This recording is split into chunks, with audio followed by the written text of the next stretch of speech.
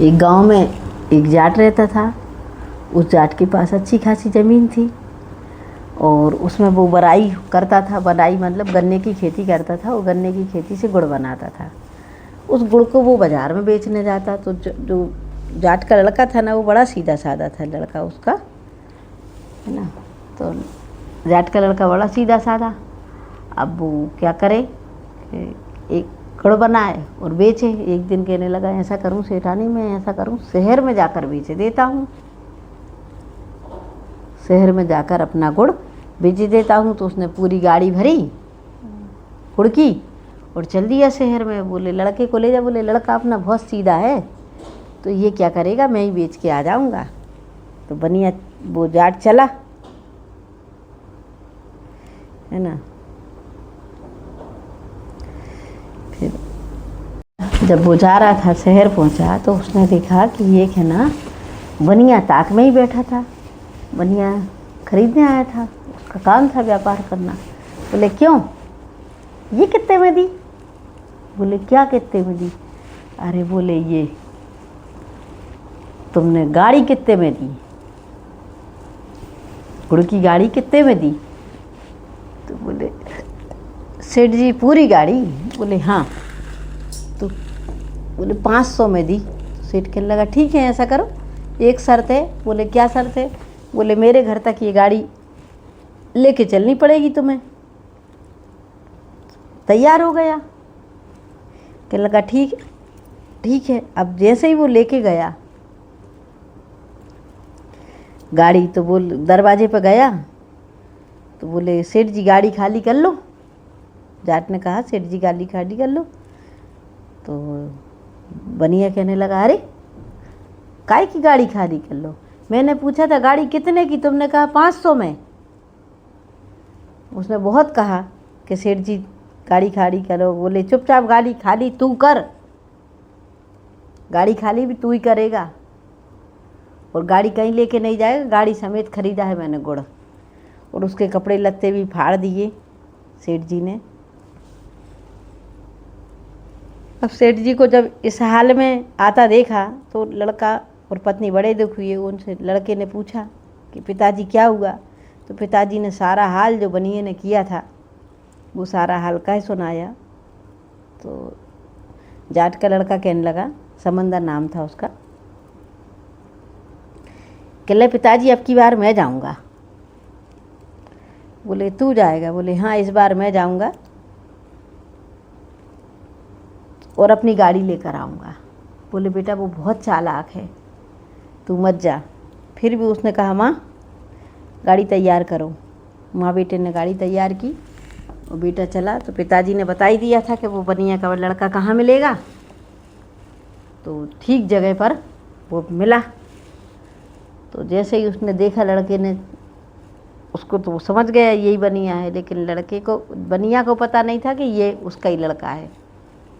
बोले वाह वाह, कहने लगा आज फिर एक मूरा खा गया मेरे से गुड़ लेकर, आज फिर मैं इसको मज़ा चखाऊंगा, मैं इसकी गाड़ी भी रख लूँगा। और उसने वो आया, कहने लगा क्यों गुरुजी, क्यों जाट जी, कितने की है गाड़ी? तो उसने कहा एक मुट्ठी कीमत इसकी। तो कहने लगा गजब मूर्ख है, एक मुट्ठी में गाड़ी दे रहा है। कहला एक मुट्ठी मतलब कहला एक मुट्ठी में ले लो। कहने लगा ठीक है। वो कहने लगा ऐसा कर मैं, लेकिन मैं पैसा घर जाके दूंगा। जाट का लड़का कहने लगा ठीक है सेठ जी, घर जाके दे देना। बोले चल हाँक। लड़के ने गाड़ी को हाँकना शुरू किया। सेठ जी के दरवाजे पर गाड़ी पहुंची। लड़के ने कहा सेठ जी पैसा दे दो, सेठ जी मुझे मेरा पैसा दे दो। सेठ ने कहा कि ठीक है। अभी सेठ ने सोचा एक मुट्ठी तो देना है, दे दूंगा। सेठ ने जैसे ही मुट्ठी भरी पैसों से और उसको जैसे ही दी, लड़का हट्टा कट्टा तो था ही, सेठ जी का हाथ पकड़ लिया और निकाल लिया तलवार। बोले ये क्या? बोले मुट्ठी ले रहा हूँ तुम्हारी। कही क्यों? कहले वो मैंने कहा था ना एक मुट्ठी कीमत है। ये गुड़ की। तो बोले मुट्ठी पैसा ले, पैसा नहीं। बोले मैंने कहा था 1 मुट्ठी। तो बोले तो अरे छोड़ दे छोड़ दे। सेठ ने कहा बोले पहले सुनो, मैं उस जाट का लड़का हूँ, तुमने 500 रुपये में मेरे पिताजी से सौदा किया था कि 500 रुपये में गाड़ी, तो मेरे पिताजी ने गुड़ का सौदा किया था, गाड़ी का नहीं किया था। इसी तरह से अब मैंने तुमसे सौदा किया है कि 1 मुट्ठी, मैंने 1 मुट्ठी पैसे की बात नहीं की, मैं 1 मुट्ठी ही लूँगा तुम्हारी। सेठ जी बुरी तरह से गिड़गिड़ाने लगे। तो बोले ठीक है, ऐसा करो, मेरे पिताजी की गाड़ी वापस भेजो, तब मैं तुम्हारा हाथ छोड़ूंगा। कहने लगा बाबा छोड़ दे, मैं मान जाऊंगा कि मैंने तेरे पिताजी की गाड़ी वापस। बोले करके आओ। बोले नहीं तू ही ले जा।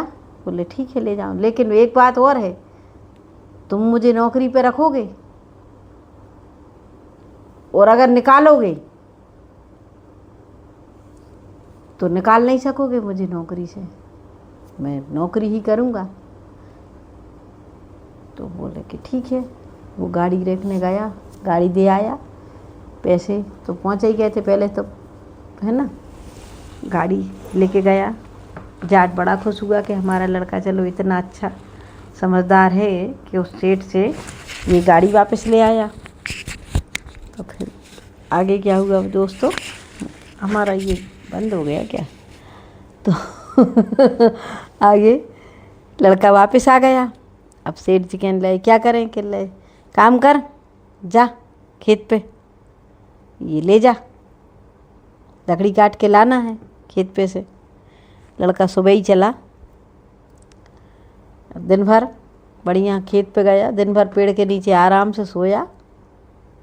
और शाम को एक हल पड़ा था, उस हल को उसने काटा और घर लकड़ी ले आया।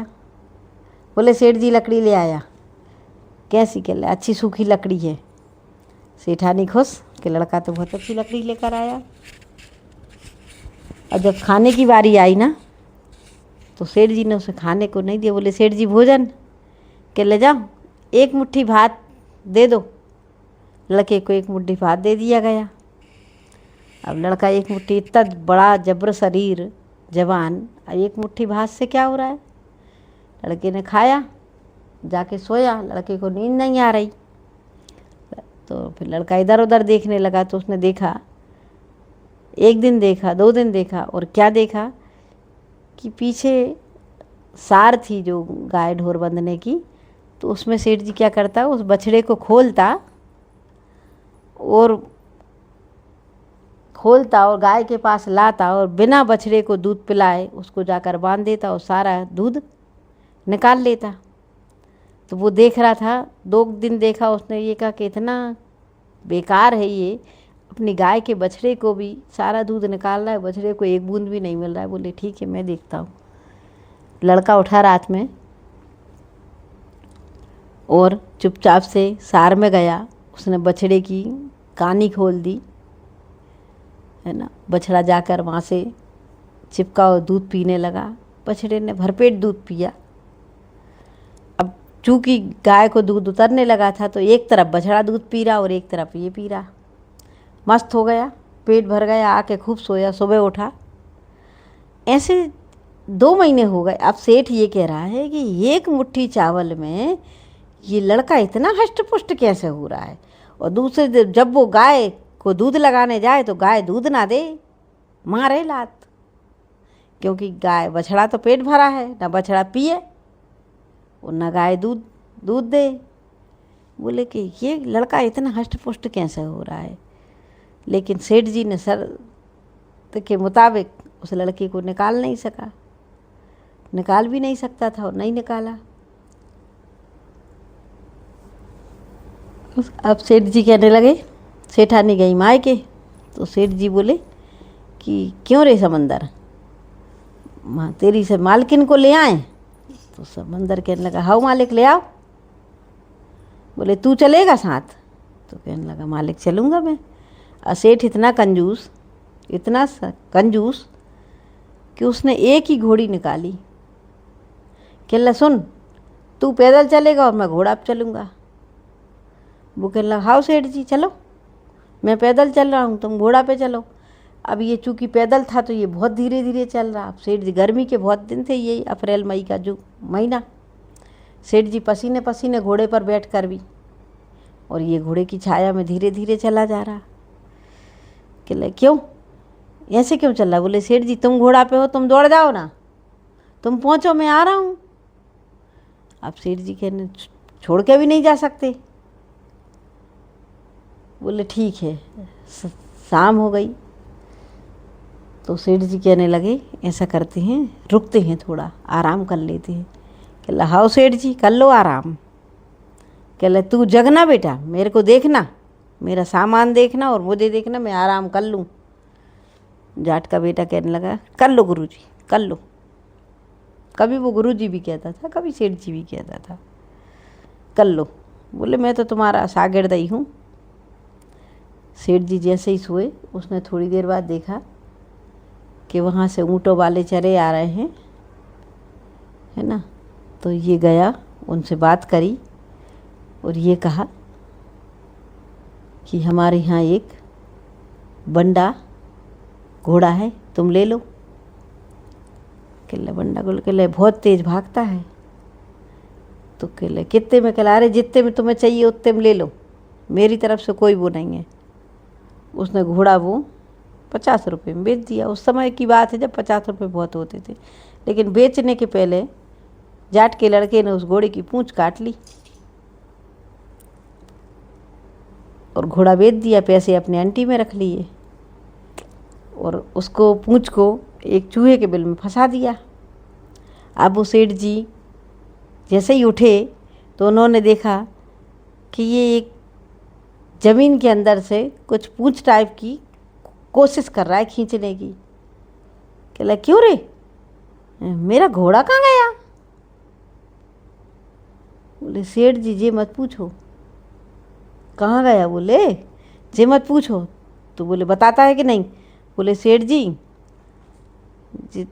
घोड़ा बैठा था और इस बिल में से चूहा निकला और चूहा है ना घोड़े को लेके घुस गया है।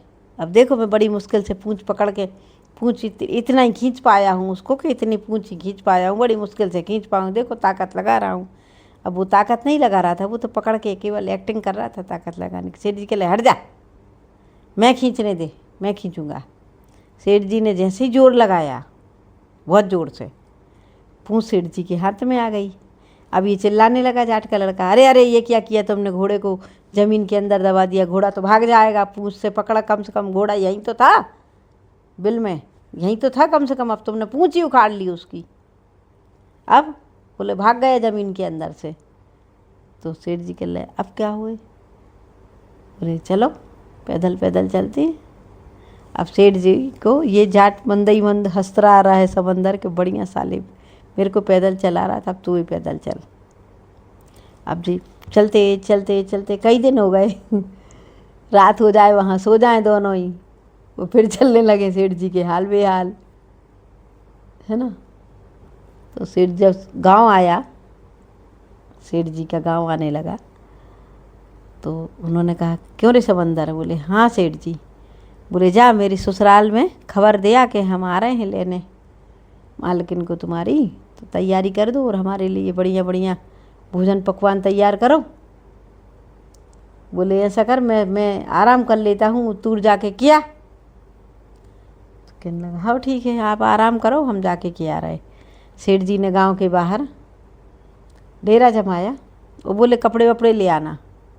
कहले हाँ ले आएंगे, क्योंकि चलते चलते वो अजीब से हो गए, वो पैदल चल रहे थे तो गर्मी के दिन, कहीं पानी मिल रहा कहीं नहीं मिल रहा। ये पहुंचा, बोले पाए लागू सेठानी जी। अब समंदर चला सेठ जी की ससुराल की तरफ। वो पहुंच गया और उसने बताया कि मैं सेठ जी का सेवक हूँ, सेठ जी आए हुए हैं। लेकिन उसने क्या बताया? बोले कपड़े दे दो। कपड़ों का सही बताया, लेकिन जब भोजन की बारी आई तो उसने कहा सेठ जी का बड़ा पेट खराब हो रखा है, तो बिल्कुल पतली सी खिचड़ी बना देना भोजनों में। उन्होंने खबर भिजवाई है। तो बोले ठीक है। वो बोले तो ये तो सेठ जी का नौकर था, तो बात माननी है सबको कि ये सही बोल रहा होगा। ये वापस कपड़े लेके गया और सेठ जी को फिर से आराम से तैयार वैयार करके लेकर आया। अब जब भोजनों की बारी आई ना तो सेठ जी के आगे पतली सी खिचड़ी बेस्वाद और इसके आगे 56 प्रकार का भोग, पूड़ी पकौड़ी रायता दही बड़ा रसगुल्ला रसमलाई अनेक प्रकार के भोजन जो सेठ जी को भी बनते वो सेठ इसको बनाए गए, क्योंकि ये सेठ जी का सेवक है। सेठ जी को कुछ समझ में नहीं आया, लेकिन उनने जैसे तैसे वो खिचड़ी खाई और ऊपर चले गए। अब रात में सेठ जी को भूख लगी, छत पर सोने की व्यवस्था कर दी दोनों की। रात में भूख लगी, बोले अरे मुझे भूख लगी है, क्या करूं? तो पहले अनाज रखने के लिए ऊपर से छत खुली हुई होती थी। कहने लग सेठ जी चिंता मत करो, मैं यहाँ से उतार रहा हूँ तो सीधे चौका में पहुँचोगे, चौका में चुपचाप भोजन करो और हमें इशारा कर देना, सो हम तुम्हें रस्सी से ऊपर खींच लेंगे। तो सेठ जी को भूख लगी थी तो बोले ठीक है। तो इसने रस्सी से सेठ जी को नीचे उतारा सीधा रसोई घर में। अब सेठ जी भोजन करने लगी तो बर्तन हाथ से छूटा। सास बोली कौन है कौन है कौन है, चिल्लाई। अब सेठ जी ऊपर करके कह रहे मुझे खींच मुझे खींच, लेकिन वो तो नहीं खींचा उसने, नींद में सो गया था वो तो। सास ने सोचा कि खींच नाम का राक्षस रसोई घर में आया हुआ है जो चिल्ला रहा है खींच खींच। सास ने पूरे घर वालों को जगा लिया, सब लोग आए, है ना। इस बीच उसकी नींद चिल्ला चोट से खुल गई और उसने देखा कि सेठ जी नीचे बिल्कुल हैरान परेशान है। बोले खींच लो, तो जल्दी से उसने रस्सी से ऊपर खींच लिया। यहाँ रसोई में ढूंढा, कोई नहीं मिला।